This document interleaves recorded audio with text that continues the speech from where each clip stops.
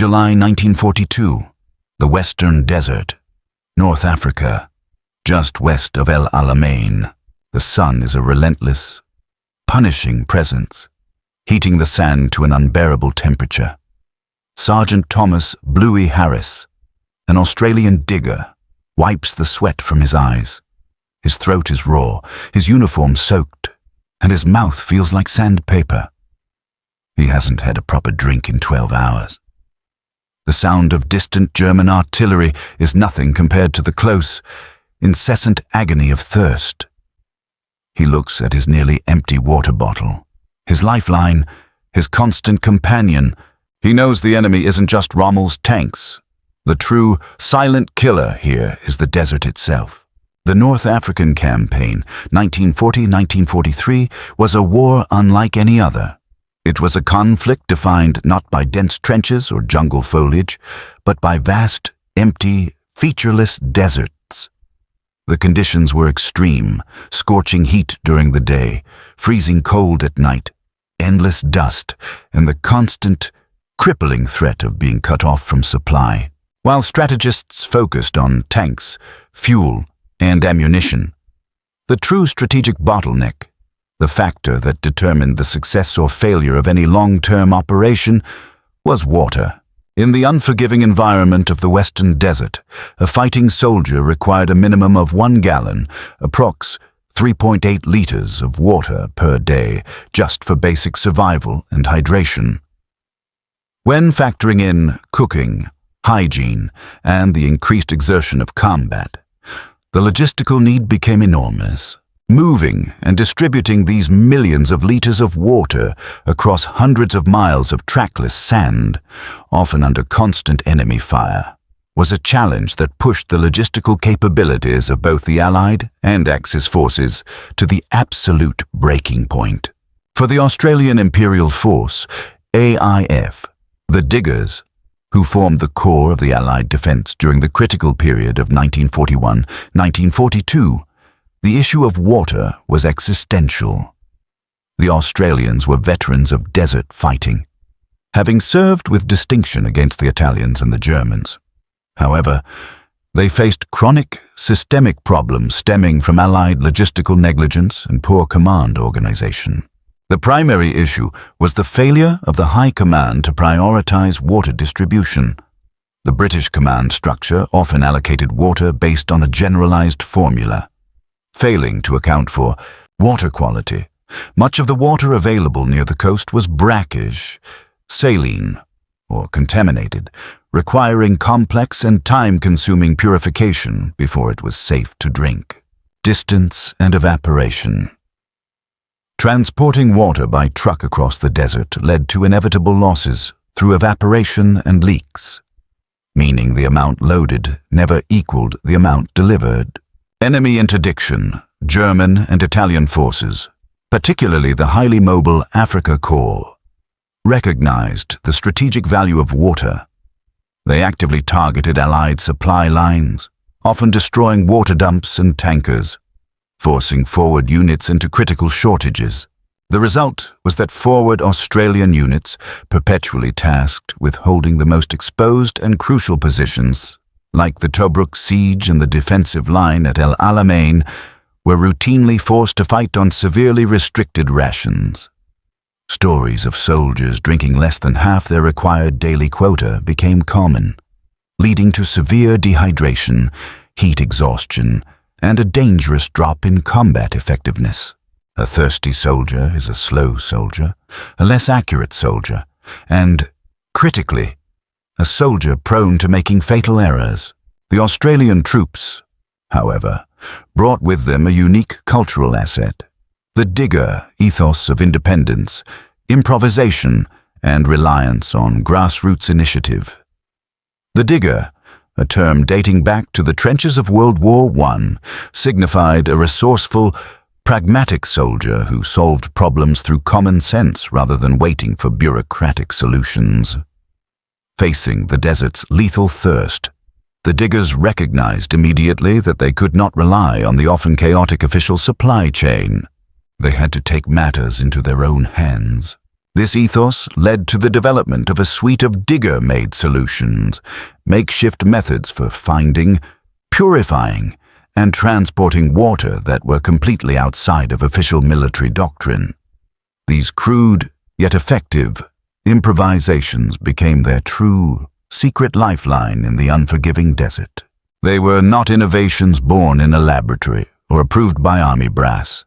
They were solutions born in the suffocating heat of the forward trenches, often seen as unprofessional or even comical by officers removed from the immediate danger. The need for these solutions was about to become absolutely critical. As the Axis forces under Erwin Rommel made their final, desperate push toward the Nile, the Australian units found themselves positioned at the hinge of the entire Allied defense, the crucial, arid ground at ElAlamein. It was here, where survival depended entirely on endurance and the ability to maintain the fight under continuous bombardment and lethal dehydration, that the difference between the official, bureaucratic supply system and the diggers' ingenuity would determine the outcome of the entire North African campaign. The battle for water was about to become the decisive, unsung factor in the battle for Egypt. Late 1942. A forward Australian trench, ElAlamein line, North Africa. Sergeant Thomas Bluey Harris sits under a scrap of canvas, meticulously cleaning an old, dented German jerry can. This particular can has been lined with a mixture of beeswax and pitch to prevent the metallic taste. Beside him, a private is busy affixing a strap to a pair of old fuel tins welded together. An immaculately pressed British captain walks past, stopping to stare. Good heavens! Sergeant, what is that contraption? That looks like a repurposed fuel tin, utterly unregulation. Bluey looks up, his eyes hard. It holds water, sir, and it works. Your official system doesn't. The constant, life-threatening scarcity of water in the North African campaign was a problem of logistics, but for the Australian Imperial Force, AIF, the diggers, it quickly became a problem of survival that demanded immediate, radical solutions. The official supply system, plagued by long distances, enemy interdiction, and bureaucratic rigidity, failed to meet the immense needs of men fighting under the relentless desert sun. The Australian troops understood that relying solely on the inadequate official ration was tantamount to surrender to the desert. This necessity gave birth to the digger-made ethos, a powerful manifestation of Australian military resourcefulness. The digger, pragmatic and independent, was culturally predisposed to solving problems with whatever materials were at hand, prioritizing functionality and survival over military regulation or protocol. The most critical and recognizable innovation to emerge from this crisis was the development of highly effective, often improvised water containers and transport methods. The standard-issue water bottles, canteens, were insufficient, and official water carriers were often prioritized for vehicles or artillery. The diggers needed mass-volume carriers that could withstand the brutal journey to the front line. The most famous component of this digger-made system was the adaptation of the enemy's own ingenious invention, the German jerry can. The German Wehrmacht had developed the standardized, highly robust, and perfectly sealed 20-liter jerry can for fuel and water, a piece of logistical genius the Allies initially lacked. The British had to rely on flimsy, leaky, square tins. When Australian units captured large quantities of German jerry cans, they immediately recognized their superior value. The modification process became a ritual of survival. Purification and cleaning. Old fuel cans had to be meticulously cleaned to remove any trace of gasoline or oil, a process that required endless rinsing and airing out under the desert sun. Lining, to combat the rapid onset of rust and to improve the taste. Many jerry cans were lined with pitch, beeswax, or even old rubber to create a barrier between the metal and the water, an entirely unofficial grassroots process. Identification, Once converted to water carriers, these cans were marked with bold, distinctive white crosses or painted entirely white to ensure no one mistakenly filled them with fuel, a common, fatal error in the desert. These repurposed jerry cans became the lifeblood of the forward units, often illegally hoarded and fiercely protected by the Australian quartermasters. A single forward infantry company might rely entirely on these unofficial, captured, and modified cans to meet their daily needs. Beyond the jerry can, the diggers developed an array of techniques for maximizing water efficiency. Desert distillation. In remote areas, troops experimented with crude, makeshift solar stills, using black canvas, glass, and condensation principles to capture small amounts of potable water from the moist desert air or brackish sources. A slow process, but one that provided crucial supplemental supplies. The Coolgardie Safe principle. Australian ingenuity extended to keeping water cool. Utilizing the principle of evaporative cooling, an old Australian bush technique, they wrapped their water bottles and jerry cans in damp cloth. The constant evaporation in the dry desert air provided a refreshing, if slight, drop in temperature, making the water more palatable and encouraging hydration. However, these crucial, life-saving improvisations were not celebrated by the higher echelons of command. Army brass laughed at the digger-made system, viewing it with contempt and bureaucratic disapproval. The aesthetic of disorder. The British officers, focused on military appearance and standardization, saw the patchwork of mismatched jerry cans, improvised lining materials, and haphazardly modified equipment as unprofessional and symptomatic of a lack of discipline. They preferred the neat, if leaky, official British water tins. The break with doctrine. The idea of soldiers taking personal responsibility for large parts of their logistics, rather than relying on the official chain of command, was seen as undermining centralized authority. Orders were issued to stop the hoarding of captured German equipment. But these orders were widely ignored by the forward Australian troops who prioritized survival over regulation. Safety concerns. Officers often cited safety risks, the danger of contamination from improperly cleaned fuel tins, as reasons to condemn the digger-made system, ignoring the fact that the greatest risk to the troops was not contamination, but lethal dehydration from the inadequate official supply. The constant tension between the resourceful Australian diggers and the rigid high command was a defining feature of the campaign. The diggers knew their homemade methods kept them alive and fighting fit. The senior officers, removed from the immediate, fatal threat of thirst, saw only a messy deviation from the rule book. Yet, this despised, unofficial system, the water carried in dented, modified enemy fuel cans and kept cool by scrap canvas, was about to face its ultimate test. As Field Marshal Rommel launched his final, massive attempt to break the Allied lines at ElAlamein, the ability of the Australian units to sustain themselves on minimal official supply while maximizing their unofficial water resources became the single most critical, unsung factor in the Desert War's greatest battle. The digger-made water bottle was not just a container.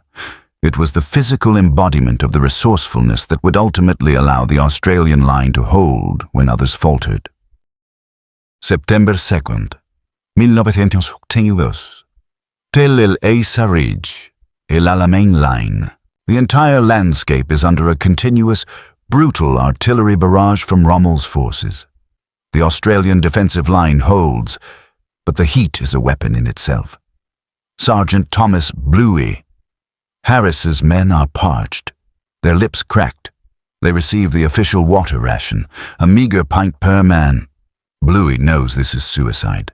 He pulls aside a hidden, sand-covered pile of modified jerry cans. All right, lads. We dip into the reserves. Take a mouthful now, and save the rest for the counterattack. This water is going to win this fight, not headquarters. The summer of 1942 culminated in the desperate make-or-break battles at ElAlamein. Field Marshal Erwin Rommel, the Desert Fox, launched his final massive thrust toward the Nile, threatening the entire Allied strategic position in Egypt and the Middle East. The Allied defense, under General Bernard Montgomery, was anchored by the Australian forces, specifically the 9th Australian Division, which held the crucial northern sector of the line. This ground was not only vital terrain, but also the most arid and exposed, making the battle for water equally, if not more, critical than the battle for ground. The official logistical system, despite months of preparation, buckled under the sheer strain of supporting the intense, continuous combat. Water supply remained inconsistent, subject to enemy bombing, long transport distances, and the priority given to tanks and vehicle fuel. For the British units and other Allied contingents reliant solely on the official, centralized supply chain, the shortages were crippling, leading to significant drops in combat effectiveness and morale. However, the Australian units, armed with their unofficial digger-made system, demonstrated an extraordinary capacity for sustained combat that bordered on miraculous. The ability of the diggers to effectively circumvent the failures of the central bureaucracy became the unheralded, decisive factor in their defense. The digger-made water bottle, the entire system of scavenged jerry cans, improvised cooling methods, and localized water hoarding allowed the Australians to maintain a minimal but essential buffer against lethal dehydration, while other units were fighting on the brink of collapse due to thirst. The Australian units, thanks to the foresight and initiative of their sergeants and quartermasters, were still functional. This seemingly small logistical advantage translated directly into massive tactical superiority when defending the line. Sustained endurance. The Australians could maintain aggressive patrols and defensive watches for longer periods under the brutal sun. Dehydration causes fatigue, slows reaction times, and diminishes accuracy. By secretly augmenting their water supply, the diggers retained their combat edge while the exhausted German and Italian attackers were often fighting on the razor's edge of heat exhaustion. Aggressive counterattack. The ability to preserve water allowed the Australian units to launch localized, fierce counterattacks against German penetration, particularly at Tel El Isa. A commander like Sergeant Bluey Harris could authorize a small sip of reserve water before countercharge, knowing that this small boost of hydration could mean the difference between success and failure in a crucial, high-stakes maneuver. Morale and autonomy. The fact that the diggers controlled their own survival, that they had a secret, reliable source of water when high command failed them, created immense unit cohesion and morale. It reinforced the digger ethos of self-reliance and instilled a deep trust in their immediate leadership, who were proving their worth by keeping their men alive. The effectiveness of the Australian defense at ElAlamein became legendary. They faced and repelled numerous massive German and Italian armored and infantry thrusts. While the heroism was in the fighting, the sustainability was in the water. The diggers' modified jerry cans allowed them to survive the siege of thirst long enough to inflict devastating casualties on the attackers, forcing Rommel to finally halt his advance. The tension between the Australian practicality and the British rigidity continued, even in the face of victory.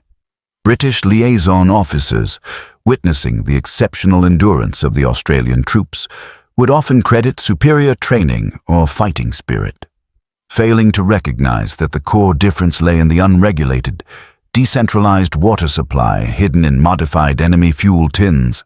The army brass still laughed at the look of the digger-made equipment, but they couldn't argue with the results. The Australian line held firm where others might have cracked under the cumulative pressure of heat, dust, and thirst.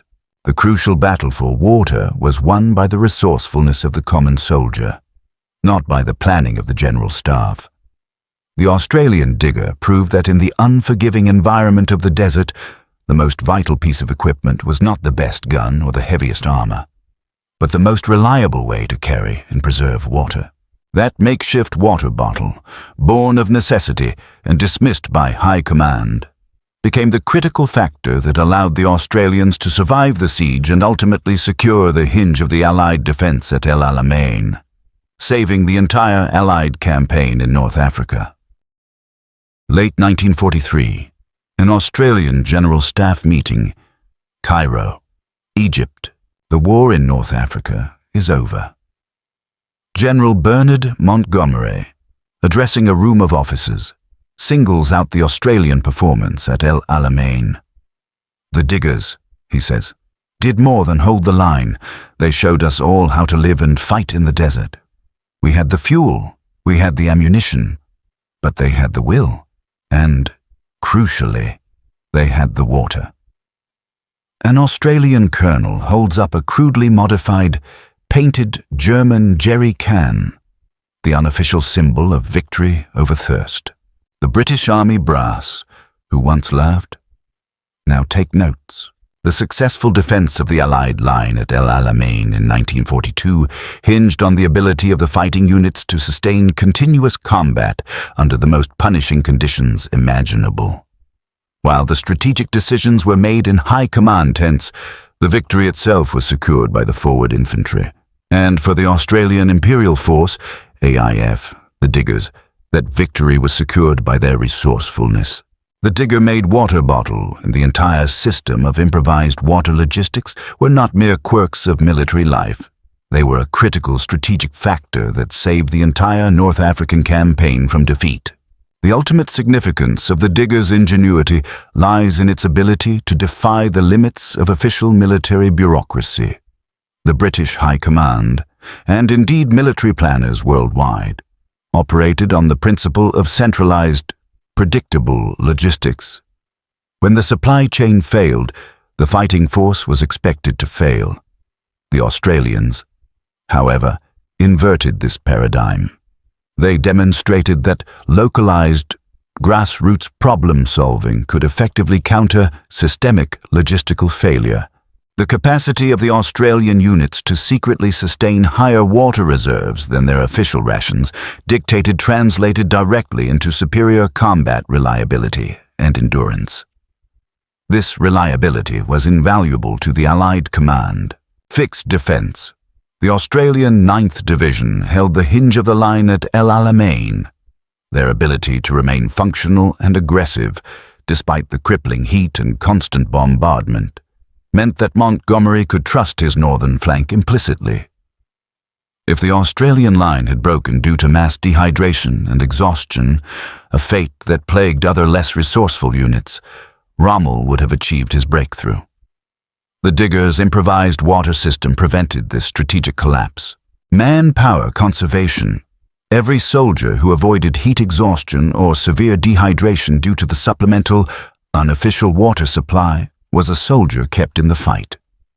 The digger-made system effectively reduced non-combat casualties caused by environmental factors, conserving the vital manpower needed for the intense fighting. Flexibility. The diggers were not tethered to the slow movement of official water tankers.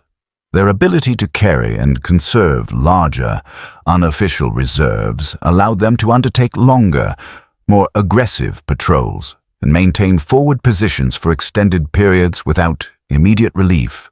The war had proven that in the desert, the most reliable fighting force was the one that could solve its own problems.